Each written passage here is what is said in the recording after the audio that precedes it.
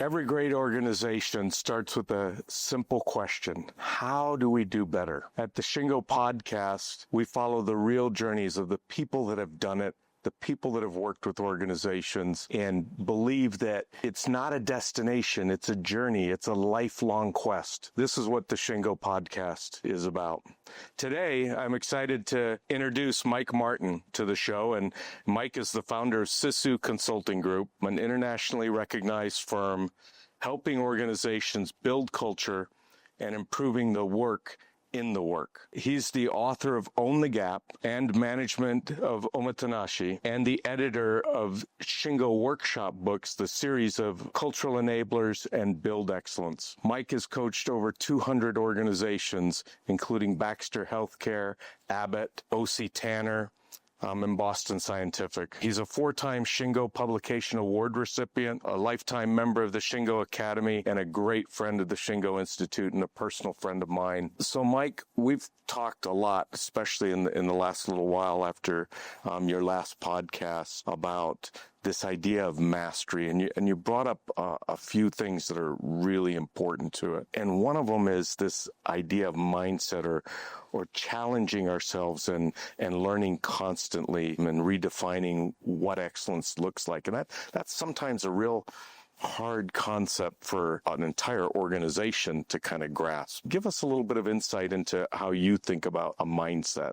It's definitely something that as we work with clients and over the years, as we watch, how they continue to evolve, how they look at their culture from a different way, always wanting to do better, that they're asking themselves what's next. And at times that what's next is something where they've got to break out of an existing paradigm where they are right now and really seek to redefine what they mean by even the word excellence. So as I talk with groups and we talk about excellence, even at Shingo, we've gone through an evolution of manufacturing excellence, operational excellence, organizational excellence. Then I didn't want to be defined by whether we were talking about the scope or the size of the change that we were doing, but more about this idea that if you wanted to master something, you had to be willing to continue to redefine it, to change it. So to take excellence itself, equate it to mastery and say, we need to continually redefine what excellence means in our organization. But to do that, I think it creates in you the need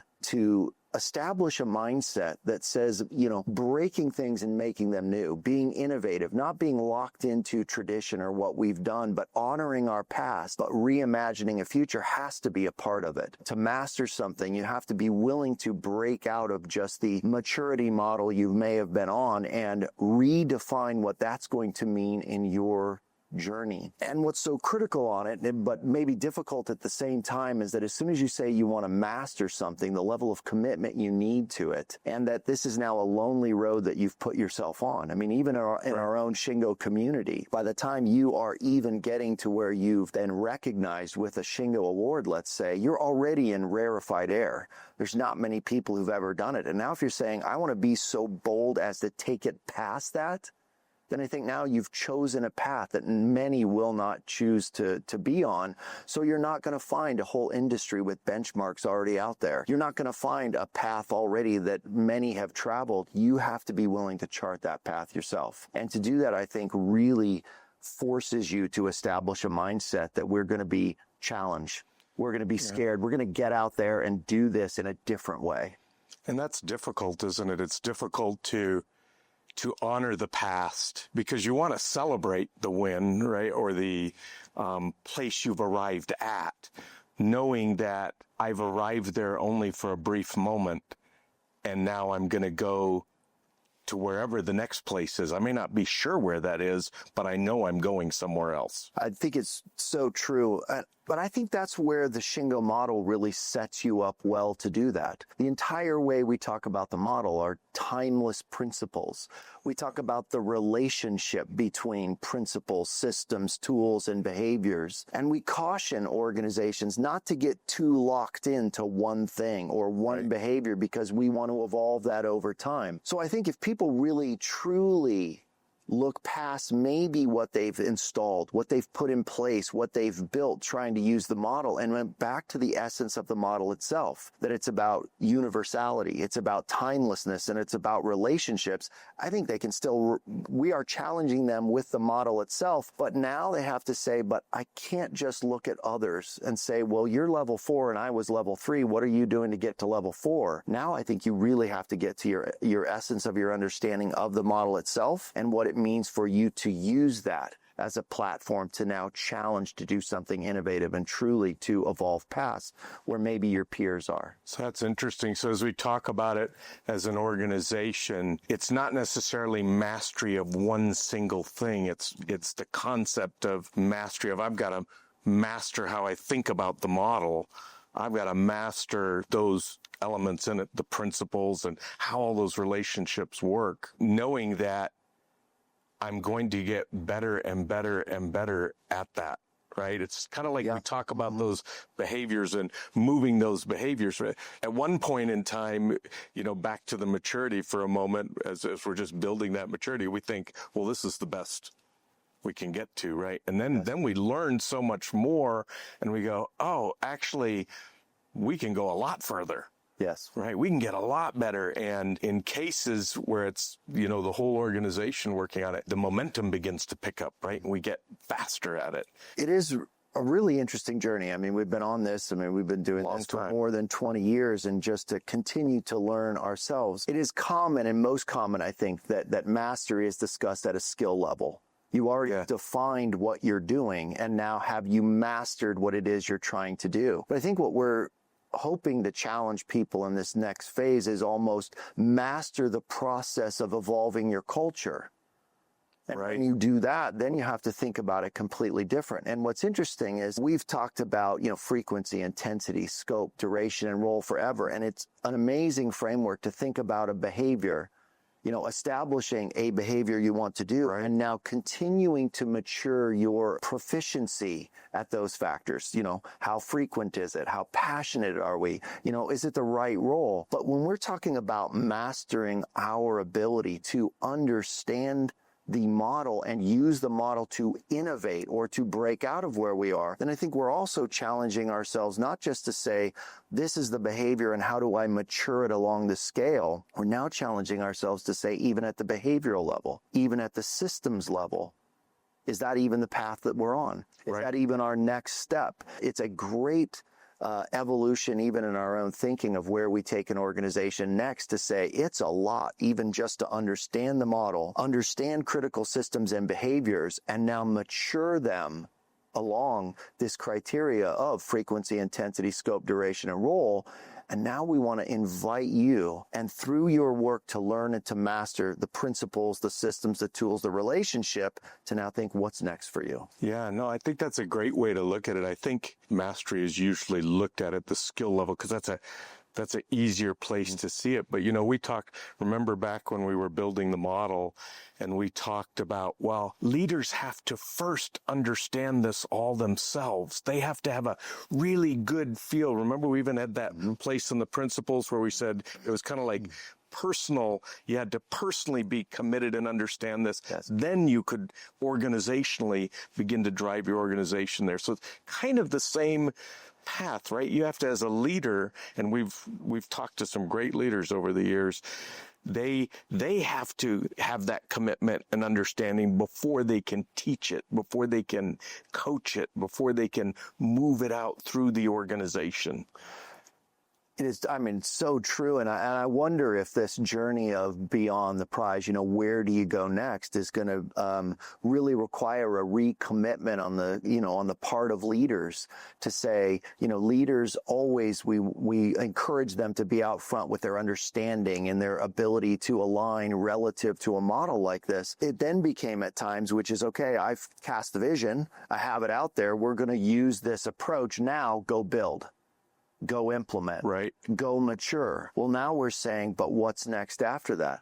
Maybe what we're doing is having a call to action back to leaders to say, what's the next vision that you have? Is the vision that you're setting for your organization really embed this idea of evolution and innovation, this idea of committing to mastery, not from the standpoint of we keep getting better and better at using this tool, but we continue to ask ourselves whether or not that tool is even relevant in the future or needed right now. So maybe we're all inherently doing another call to action to senior leaders about, it's time to take what you've learned, deepen your understanding of it, and now cast a new path. Yeah, I think that is important. And they really have to create that vision that they're committed to, that they understand very clearly. We've seen many, many organizations now receive the prize, and I think that is a call to action. Where do we go next? We have to have that next, and I hope that that's what we're trying to lead them toward, and it's beyond what we're doing now.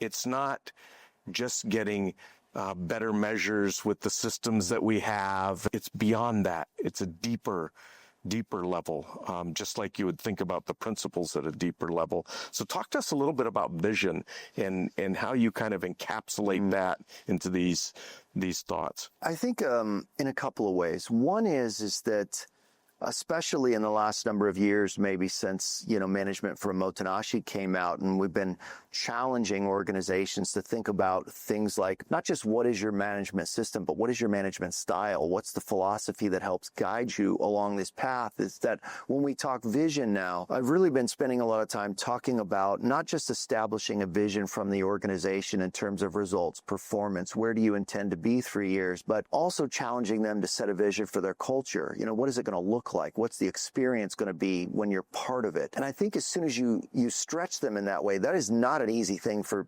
people to think of. What I think the Shingo model does really, really well, and just even when you combine it with the Shingo community, is that if you're not quite sure of what that vision looks like, you tend to attach your vision to what you've seen in others. I got to be at the conference. I got to learn. I got to go out and see past winners, and now I have a vision of what it looks like. But inherently what they're saying is, I have a vision of what a group along the maturity path who's farther along ahead than me looks like. Well, that vision is still tied to, in some respects, challenging ourselves to go where others have already been. I want to copy it in some way. We will say, don't copy the systems and tools. You got to make them your own. Got to adapt. But in essence, I'm copying the vision of, I see they got there, I want there too. So now we're forcing them to change that vision, that now the vision isn't going to be, you went into some place and said, I now see where they are, I want it.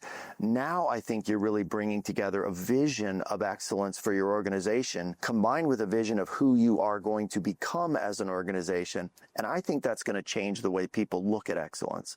I think we need to challenge them to say, you need to redefine a vision that is not now copying others who have been on the path before you, but really determining what your path is.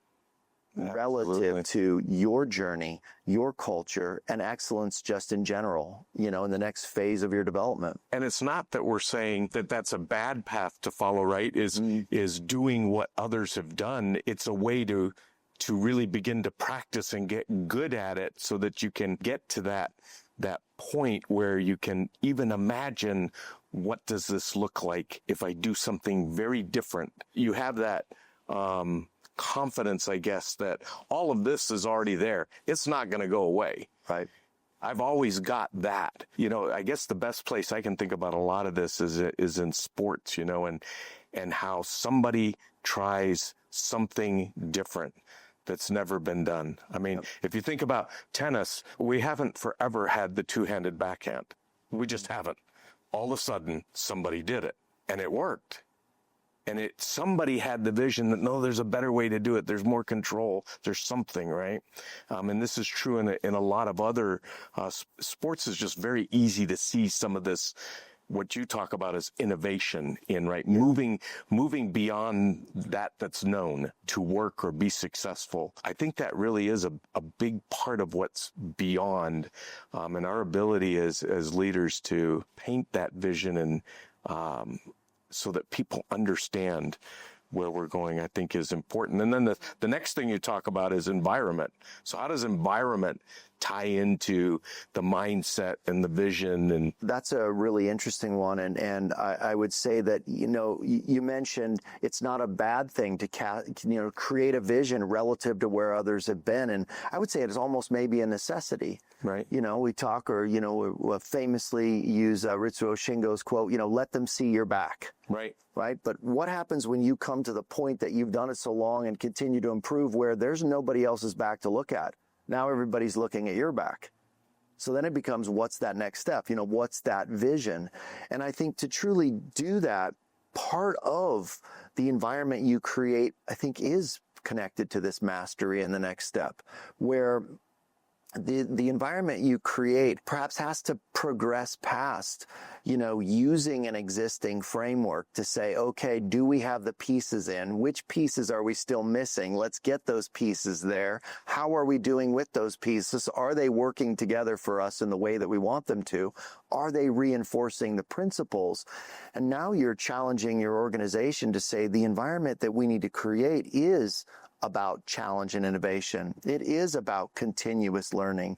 It is about not almost recognizing and embracing this idea that we will honor the principles. We will build upon the success we've had in the future, but we're also going to purposefully create an environment where, to use your words, to break apart and make new is what we do, as opposed to copy and refine. Right. So I think the environment that you set has to bring in that, taking risk is a good thing. Being learners is something that we want to challenge ourselves to do. Having the courage to strike out and do something that no one's done before and pursue that next level of development for us, which is closer to mastery, and run the risk that it may not all work out, that we may learn a ton along the way, and we may be doing big adjustments to our journey based on how we are innovating rather than did we get closer to what somebody else was doing. It's almost now truly looking at reaching our potential and moving the bar of what our potential is versus how well are we doing relative to our peers. We've become very comfortable with learning with failure, more so than ever before. We know that that's part of the process, and we know we have to learn from a lot of it before we're going to have those successes, and we've made that a comfortable place, I guess. It's not chaotic, but it's comfortable, it's directed, it's managed. But to somebody from the outside that would look in, that wasn't at that same level, it would be like, oh my gosh, this seems very chaotic. And when's the success come? It almost makes you, if you don't know about it, it makes you nervous. If you know about it, it's more of an excitement. I think you're exactly right. And I think that's going to be the excitement of it, but maybe the fear and the joy of it, which is it's no longer really about pursuing a milestone. It's no longer that there's a charted path along the road and like, how long is it going to take us to get to mile marker 49? And when will we know we're there? It is now really, truly embracing the journey of innovation and evolution itself. That it's not about where we arrive. It's the process of arriving that becomes where we're at. And I think it's going to go all the way down to a level, even if you see workshops, and you've done this forever and you teach a workshop and you will see new learners along their journey. It's like, well, I just need the example. Could you give me the template? Right. Where's the worksheet that tells me exactly the answer that I need to do it? I think in your development, those development stages are important, and we'll see it all the way through the maturity. That's why I think the maturity model of what it takes to get to the prize is so valuable, because you need those mile markers. You're not an experienced driver. You're not your own navigator yet. You need to encourage your own progress. You need to see that and know, am I still on the right track? But then at some point, there isn't a template. Well, no, I'm sure there is. You just haven't given it to me yet. No, it becomes you creating your new template. And I don't think I think if an organization and the leaders haven't gone through the maturity process, I just like to skip to the good stuff. You can't actually get to true mastery or a commitment to mastery. Right. You can say it, but you can't truly be on the path to do it unless you have gone through those phases of maturity to where then, to your point, you almost get to the point where an organization is comfortable charting into the unknown, where it's like, it's okay if you don't have an example to give me.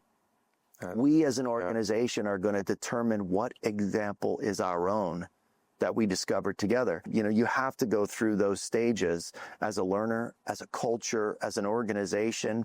And I think you mature it as you go, and people already see it a little bit in the beginning, right? You'll see them. They almost don't know what they don't know, and then discover truly is discovering, oh, is this how we look at it? Right. And then they get those first, and then they work on those first parts, and what do they see? Additional gaps that open up. So I think it's very, very similar. It's just once you now get into what's beyond, you truly now are embracing it, embedding it, and now you are using your own path, your own history, your own maturity at that point to allow you to truly be on the path to mastery. You're so right on this. And if we tie it back to the model, these things about mindset and vision and environment and that, we can look at those through behaviors, right? We can see you can't fake that part because the behavior shows what's actually really happening, right? Yes. What people are really doing. And by seeing what people are really doing, you have a measure of what the commitment is. How deep are we into this mindset? How well have we created this environment? How clear is that vision? And that, wow. I think it's exciting for us because it is exciting with the, you know, not only from the Institute and the work we've done over the years, but just as we challenge clients with this, you know, the behaviors, everything else about the model and relationship, all those big elements stay the same. Now we're just challenging to say, behaviors matter. We know this. I mean, this is fundamental. Yep. But now instead of you understanding behaviors that are aligned to maturity that's already been established on the path, now we're saying, can you embrace redefining behaviors in a different way? What do behaviors look like when you're on a path to mastery? What do those behaviors actually look like when you've cast a vision for yourself? What do those behaviors now look like that become redefining excellence for an organization? I think that's our, you know, that's that next phase that we're really taking people to and challenging all of ourselves. You know, we're challenging ourselves to even think, what does that look like? Oh, exactly. How do you put it together for a group? I mean, for years, even when we started back with the model, right? I mean, it looks very, very different today than it did then, but that's that constant process of challenging. Now we're taking it to another level. That's important for everything that we do, right? There's always has to be someplace beyond where we're at.